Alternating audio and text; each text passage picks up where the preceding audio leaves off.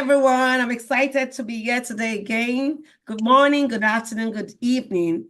And guess what we are doing today? This is Money Life Show, where Money Life Show will bring people who have worth of experience in different business.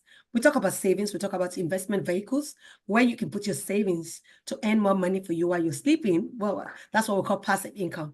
We talk about businesses you can do in the 21st century. We talk about life insurance, health insurance, and we talk about how to get your business to the people who need them. You can have a good skill, good products, good services. If you do not know how to take your business to those who need them, then it's as well as good as not having a business. So that's sales. I have been a salesperson for over 20 years in Nigeria before I moved into the US. So I can help. My friends will always tell you, oh, Sandra can sell anything. She can even sell, I don't want to mention the other name because you laugh. She can sell even a human being. And today we have a guest with us who will be telling us his experience in his business, how he stumbled across his business, and how he's making a success in the business, how tough and how difficult the business was. We're not only telling you the good side of the story, but also telling you how it was difficult. What we must learn is learn to be resilient, learn to persevere, learn to be patient, learn to grow with our business, learn to be there to go through the process. We all have a journey that we have to go through. You cannot cut your journey short. If you do cut it short, you will live to fight your battles again. You don't want to live to fight the battles when you're much older, when you have no strength. I always tell everyone I said, combat your battle now. Go headlong, and learn all the things you need to learn. And go do it, happy. Do it learning all you need to learn. It is said that when you fail a grade, you don't get promoted to the next level. So if you fail your trying moments, your journey, you would live to repeat it again. And you don't want to do that much later in life. So I tell people, fight the battles now. Pay it now and play later. So that's it. So I have a guest with me. His name is Oladipupo Clement. He was telling us his experience. How did he stumble across? I'm sure you didn't read real estate in the university. So you need to tell us what brought you in there, because I know people will tell you in real estate there's a lot of money. So we'd like to hear your story, sir. Thank you so much once again for bringing me up here. I'm deeply grateful. So somewhere early on in 2000, I came to understand exactly what my purpose was. It wasn't so fully clear at the time, but as I journeyed and tested quite a few things, I knew this is the area where I was producing my biggest result. This is the area where I demonstrated greater dimension of talents and gifts. And what I just concentrated on afterward was just basically, upskilling, just, refining my talents and making it better. And then also looked for opportunity to volunteer in some places. In some places, I also had opportunity to work. I had my background in, I had the opportunity of working in an investment banking firm, and that, in my opinion, prepared me the most for entrepreneurship. Because for the most part of the time I worked in that organization, I was an entrepreneurial employee. What that meant is that I was a company within that company, and I was responsible for the profit of my division.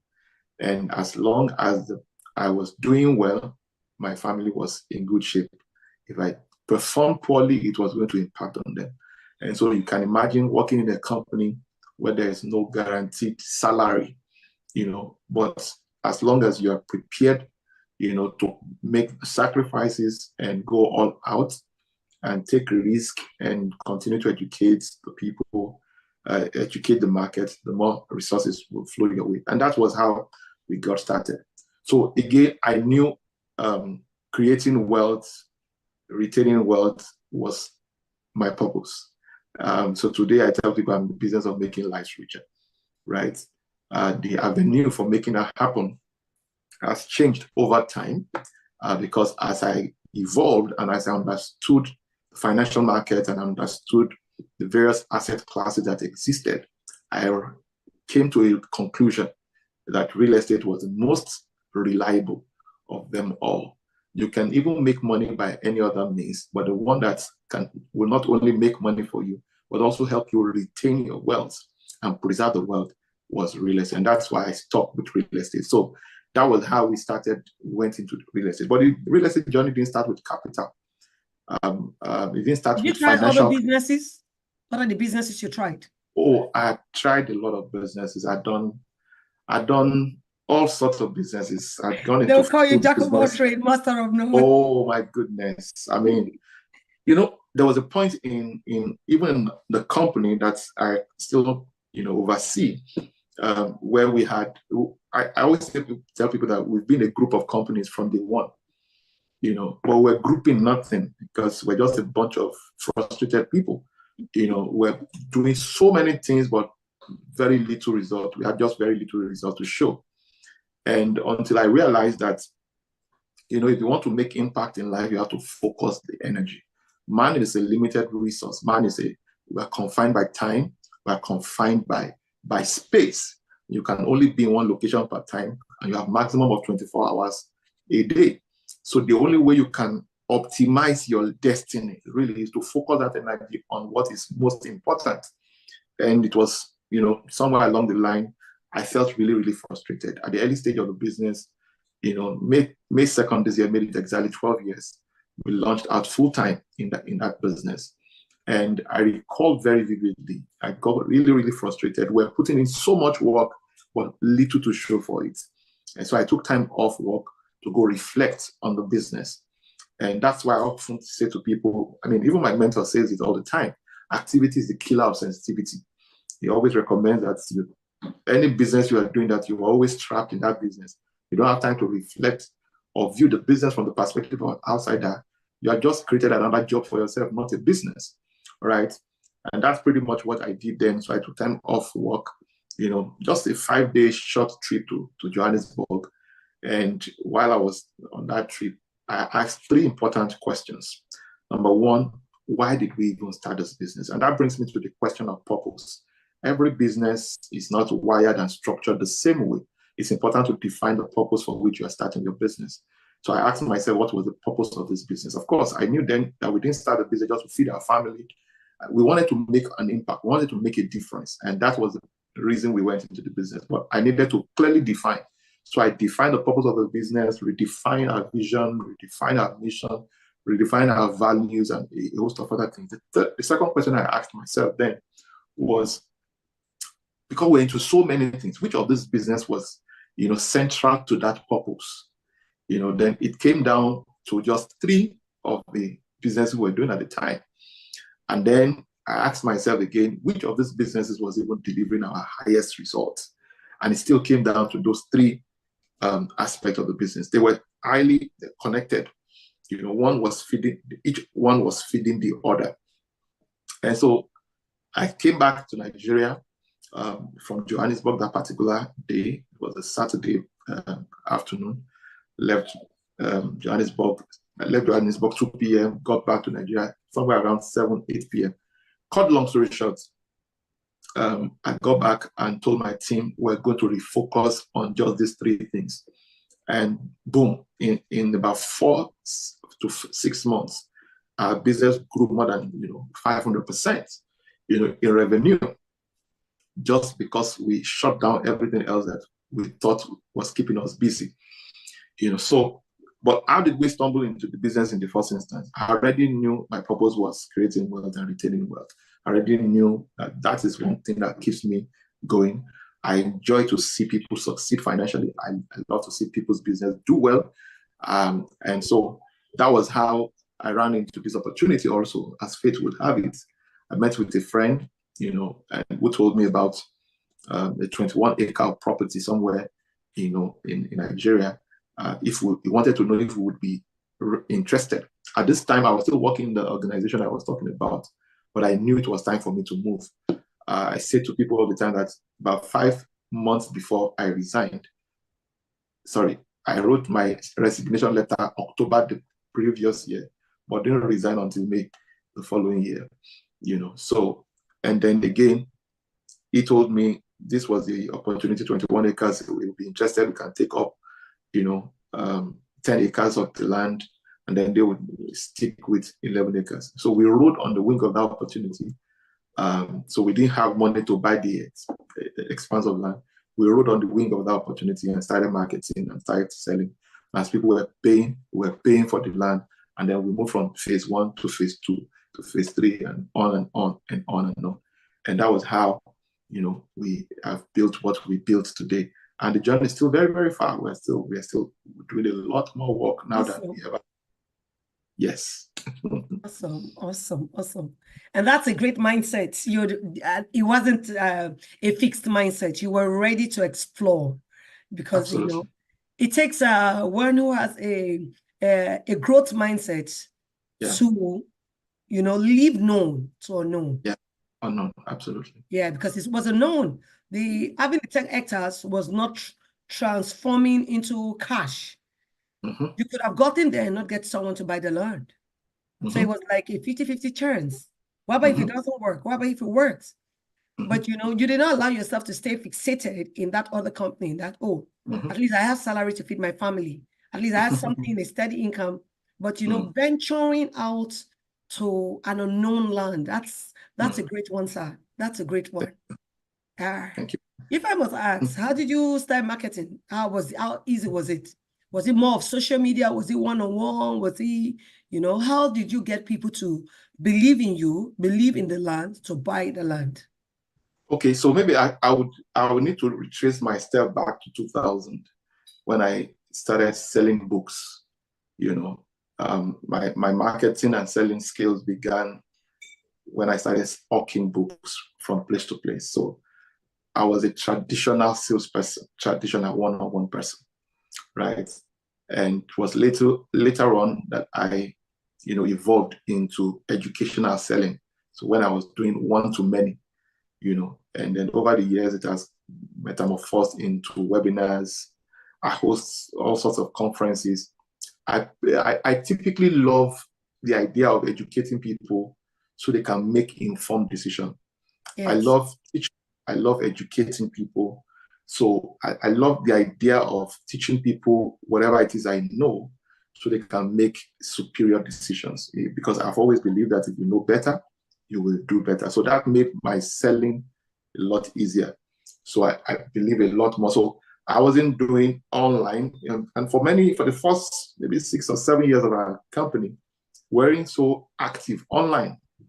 And even till now, there's a marketing communications department in our company, and we paid lots of money for people to, just to keep our, digital footprints on, and a lot that we do around that. But I started my journey into sales and marketing traditionally, going from place to place, getting referrals, connecting with people, building relationships, networking with people, and educating people.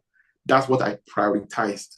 And when people saw that, okay, my intention was not really to collect money, because a lot of times, most marketers are perceived to want to come and take money from people. Yeah. And not to come and add value. So I position myself more as somebody who is adding value. And truly, I do that genuinely from my heart. And, somewhere along the line, people will now ask me, so exactly how does this connect to what you're doing? So I tell them, so for example, I tell people I'm not in the real estate business. I'm into the business of making lives richer. I only do so by connecting people to real estate deals that helps them either create wealth or retain wealth, either way. So real estate for us is more of a vehicle. And so it's not really what I do, it is what I use to deliver the results that I want my clients and investors to achieve.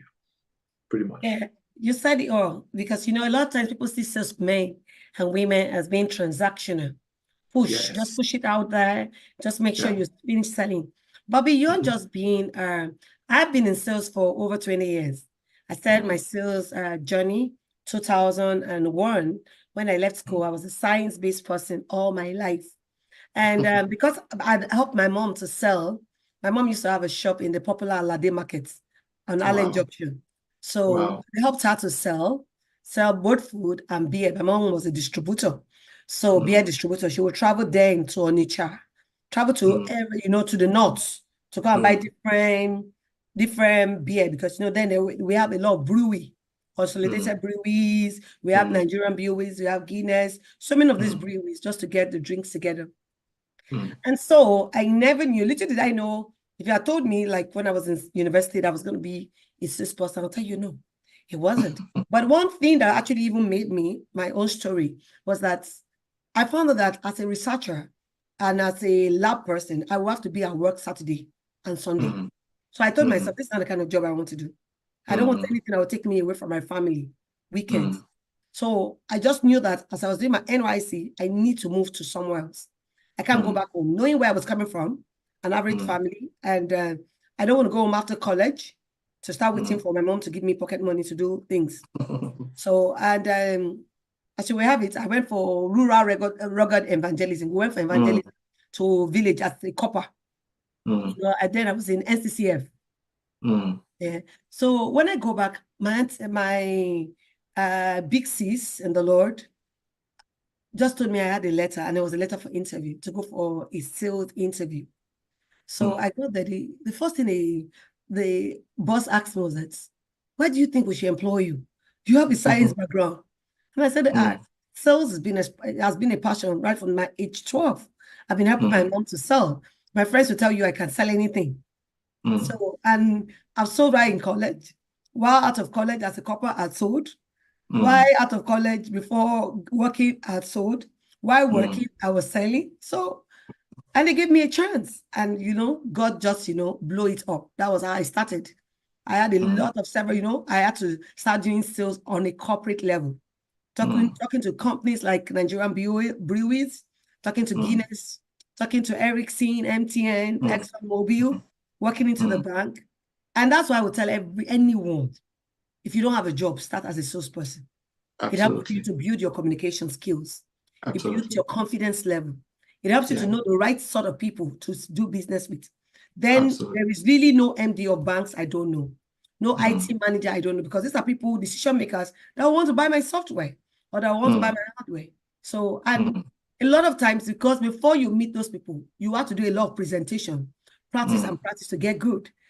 So sincerely, that's a great start for any college person, anybody just leaving school to start. You know something, ma'am. Truth of the matter is that I always say to people that regardless of the discipline, regardless of your course of study in the university or in college, your course of study, the skill you have acquired may land you a job. At best, maybe middle-level manager. But if you want to rise through the rank to the top, you have to be a salesperson. No, true. Regardless of the industry in which you play anywhere in the world, all the wealthiest and richest people all over the world are all salespeople. They may have roles called CTO, Chief Technical Officer, Chief Technology Officer. They can have CRO, Chief Responsibility Officer, CEO, whatever their title is. At the best, they started as salespeople. Salespeople. That's the only way. Do you know the shocking part? Even most of the big fours, the KPMG, the Deloitte, Accenture, and the rest of them, to get to the top there, you just don't have a technical skill. You must have ability to sell. You must have ability to network. So it's priceless, and you never run out of resources. Once you know how to sell, once you know how to connect with people, man, it's priceless. Very priceless. That's pretty much what it is. It is for me, because everywhere I go to, you know, and I see networking, I see conferences as an event to network. Absolutely. I see it as in, I love anything you have a connection, bringing people together. That's a place to be, because that's how you build your clientele, and that's how you build. And that's what helped me when I got to the US. When I got to the US, I had nowhere to go. Church was the only network of people I knew, because, you know, you're just building credibility. You're just coming into a new country, a new state. And I found out that whilst waiting, I stumbled across John Maxwell. I wanted more of John Maxwell. And I didn't have the money, $4,000, $5,000, 3-4 years ago to go. And I'm like, I was, you know, waiting for my church to sponsor me, that since I'm doing a lot for the church probably want to. I found out that 1 year, 2 years, nobody is sponsoring me. One day, just dawned on me. I said, this is your dream. This is not the church dream. So you've got to find a way to get yourself to where you want to be. And thank God I had a credit card. I just, I kept on negotiating with the advisor that I'm a missionary, I'm a minister, so I don't have the funding. How can they give me the best price? And that was how the lady crashed it and spread the payment for me. I had to start using my credit card to pay gradually. And by the time I finished paying, there was no money to go. No flight ticket, no hotel room, because he was going to be using an hotel in Florida.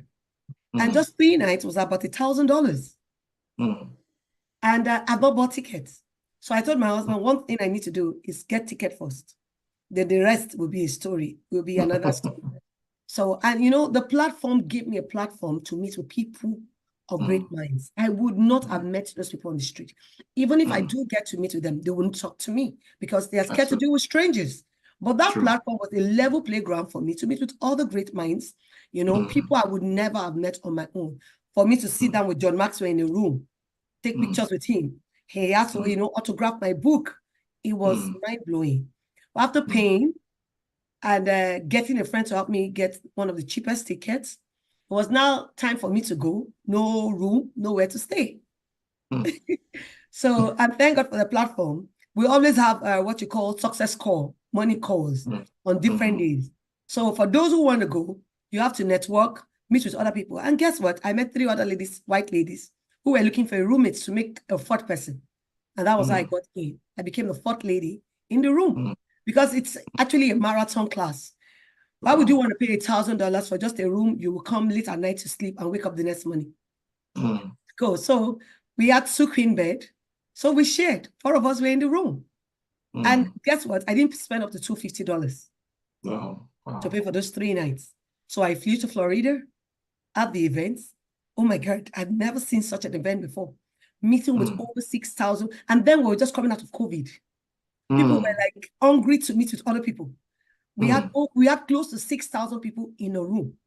I think this must be the biggest Marriott hotel in Florida. And people were hugging themselves, not minding that COVID, even COVID, because people were like starved of other people.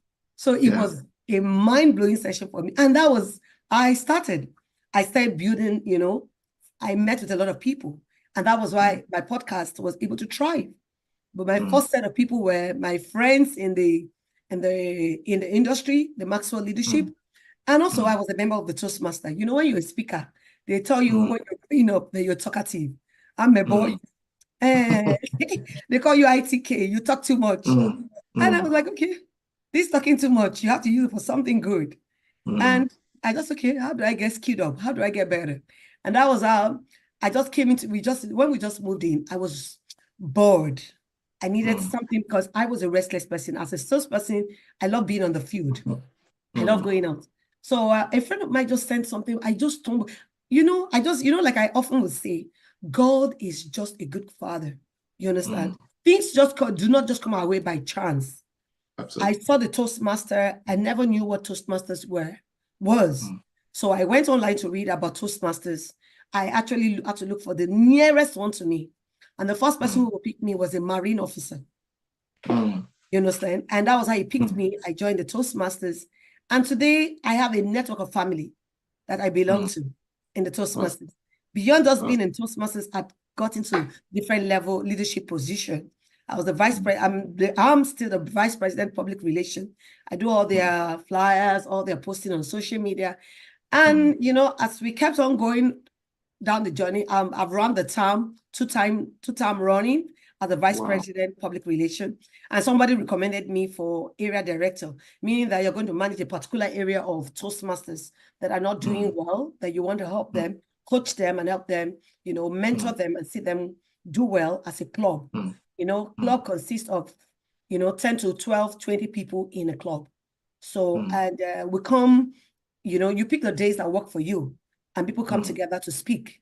We have icebreaker, we have speech, and there we have speakers who represent Toastmasters who even go for the speaking gig and the rest. And I'll tell you, it's been an experience for me. And that's why as a salesperson, you think you're wasting your time. You're actually not. You're building yourself for the future. You're getting yourself ready. I'm an I'm a reader, you know. I love to read, I love to write, and beyond just writing, I've also helped and supported people to write their books. So and down the line, 5-10 years down the line, if you had asked me what I wanted to, I would tell you I never saw myself writing a book, never saw myself being a speaker, because I used to be a stammerer. Never saw myself. Yes, I used to be a stammerer. My dad would tell you, if you want to talk to me, that leg must be on the floor. Because I will hit the leg hundreds of times before I say a word. And when I got through and I overcame, I became fast in talking. If I talk slowly, I would even make a lot of mistakes. So not because I wanted to speak fast, but I overcame stammering and I became a fast talker. And so yeah, it's been that's why when you say being a salesperson, you just have to learn to be. Because even when you go for job interviews, when you want to sell product or service, you want to sell yourself, you have to learn to sell yourself. And before you sell yourself, you must understand yourself to sell yourself. You must understand your product to sell your product. You must understand your service to sell your service. And again, as a salesperson, you do not want to just push. You want to also push and pull. You know, you want to make them your friends. You want to revisit them and say, okay, the product I sold to you 2 years ago, how is it serving you? Are you enjoying it? Are you having value for money? You know, these are things you want to do, because one good customer will be the one to refer you to several other ones. That's why I say so. It's just a place you have to be. You have to learn to sell. Whatever you're doing, even if you're an introvert, you have to come out of your shell to meet with other people, to network with other people, to learn the skill of selling. Thank you so much, sir. I've kept you longer than necessary. I thought it was going to be a 15 minutes video, but I'm sure it's been a mind-blowing for me and for you too. Thank you so much. Thank you. I also want to thank our viewers who have been on this show. Thank you for being on this show. And thank you, like I would often say, a leader is one who knows it and shares it with others. If you're stumbling across this video and it's been a blessing to you, please kindly share with your loved ones, your community members, people you know, and you want to be a blessing to. You know, like I often would say, we're a difference maker. We've been called out to be a representative of God. Just show forth our skills, you know, be a blessing to others. So I want to thank our speaker for today, Oladipupo Clement. Thank you for making our time. And thank you, because we might often bring you again and again and again to sell some of your products, to tell us how we can become part, you know, collaborate with you, synergize with you, because that's where life is going now. That's where businesses are going. People are coming together to collaborate. People are coming together to synergize, to say, okay, how can we do it? In my country, we don't have someone like you. Can you come, you know, help educate our people? And that's what John Maxwell is doing right now. He's going from country to country. He's going, and beyond just going from country to country to sell leadership and everything, he's also doing what you call the missionary work. He's also preaching the gospel as he's selling, you know. So it's been mind-blowing for me meeting you, sir, and having you on this today. Thank you so much, sir. My regards to the family. Love to everyone. Thank you, and have a blessed evening. Bye, everyone. Yes.